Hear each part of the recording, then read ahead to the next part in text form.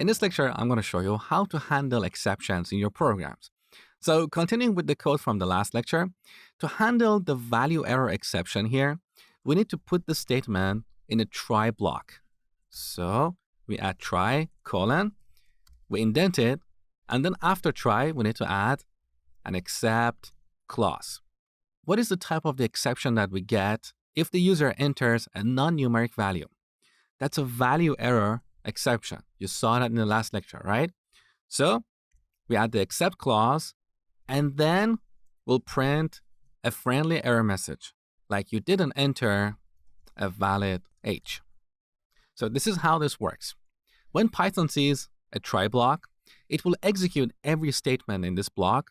If any of these statements throws an exception, the code in the except clause will be executed. If we don't have any exceptions, this code will not be executed. Let me show you. So save the changes. Back in the terminal, let's run the program. I'm going to enter a valid age. So our program completed successfully. No error messages. Beautiful. I'm going to run the program one more time. This time I'm going to enter A for the age. So we got a friendly error message and our application didn't crash. This is the important thing about handling exceptions. If you don't handle exceptions properly, your program will crash. So in other words, if we add another statement here, let's print execution continues. In this example, because we are handling this exception properly, this statement will be executed. Let me show you. So back in the terminal, let's run the program one more time. Enter A. We got our friendly error message. And also, you can see the execution of our program continued. In contrast, in the last lecture where we didn't have the try block, if we put this print statement after getting user's age, this line would not be executed. Okay? We also have an optional else clause here. So else colon. And what we put inside this block will be executed if no exception is thrown in the code that we add in the try block. So let's print a message like no exceptions were thrown. Save the changes. Back in the terminal, let's run this one more time. I enter a valid age. You can see this message, no exceptions were thrown. So what we have in the else clause will only be executed if we don't have any exceptions. This is very similar to our for else loops. Remember for else?